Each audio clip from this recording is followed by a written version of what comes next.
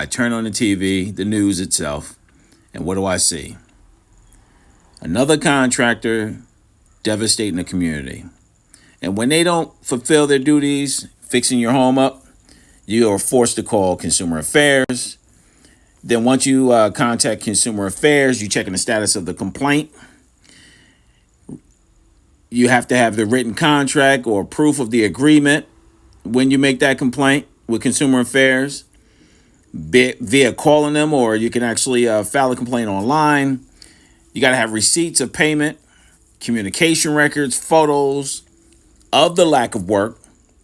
The division may attempt to mediate the dispute, refer the case to a prosecutor, fine or penalize the contractor. But guess what? Especially if it's unlicensed. However, they usually do not recover your money directly.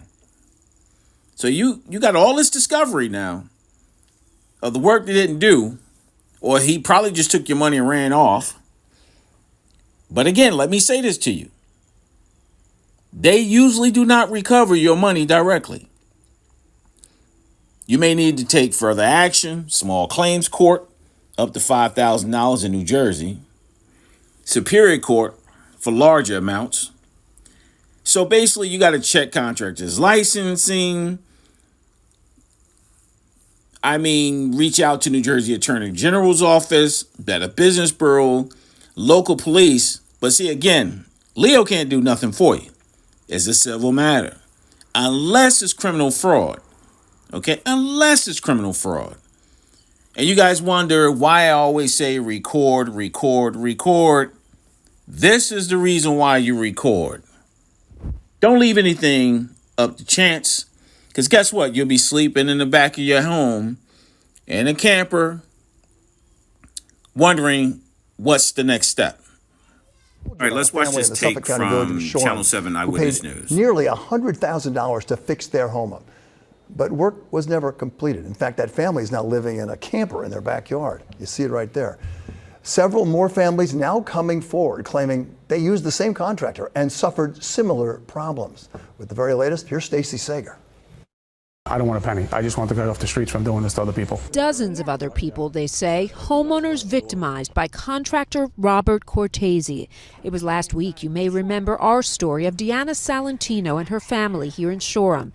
A home beautiful on the outside, but inside, more than $90,000 spent, and all they got was exposed wiring, plywood floors, and markings for appliances never ordered. The family of 5, including a baby, now living in a trailer parked outside. In fact, your story was a catalyst for my client getting in touch with about 15 to 20 other individuals who have likewise suffered at the hands of this contractor. At least 3 others we spoke with today, showing us similar photos and similar scenarios.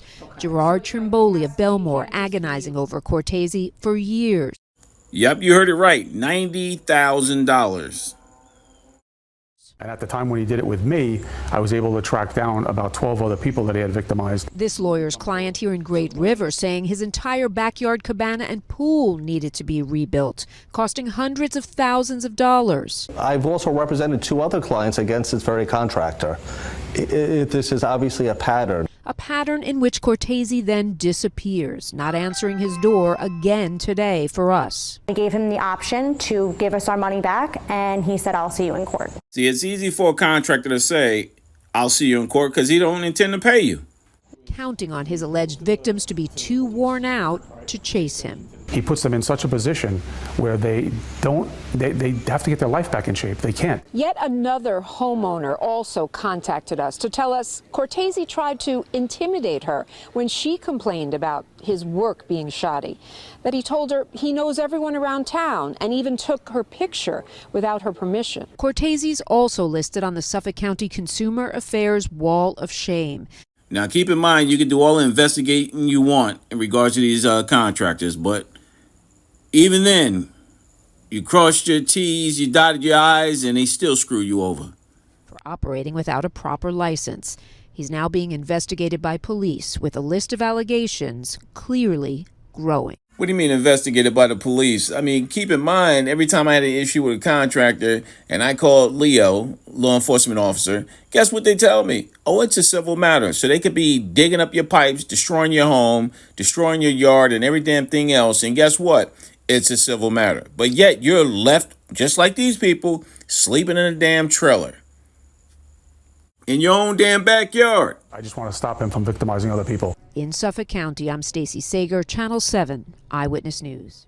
Now, keep in mind, this has been going on a long time where these contractors are not doing what they're supposed to do for the people.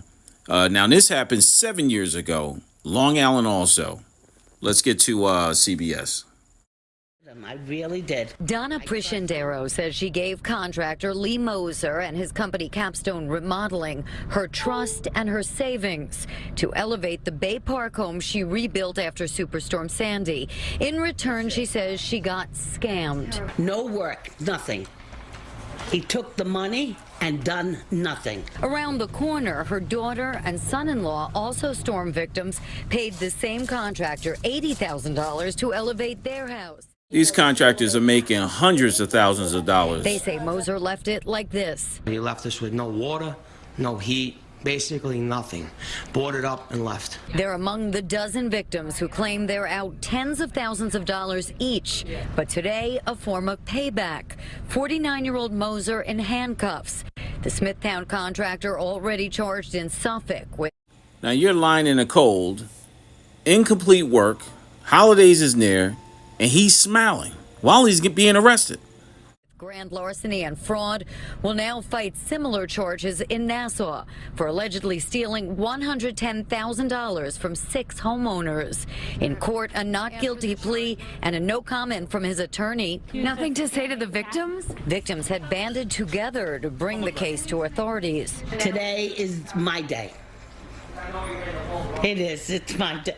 Tears, says Priscindero, for her ordeal and the others who weathered the storm only to become victims again. I don't know how the man can sleep at night, I tell you, just to turn around and take money from people and not come through. He's got to pay for what he did to people. You know, I mean, this is people's life. You know what's sad? They're not getting their money back. It's a lottery. It's a lottery. You don't know what type of asshole you're getting to do the work in your house.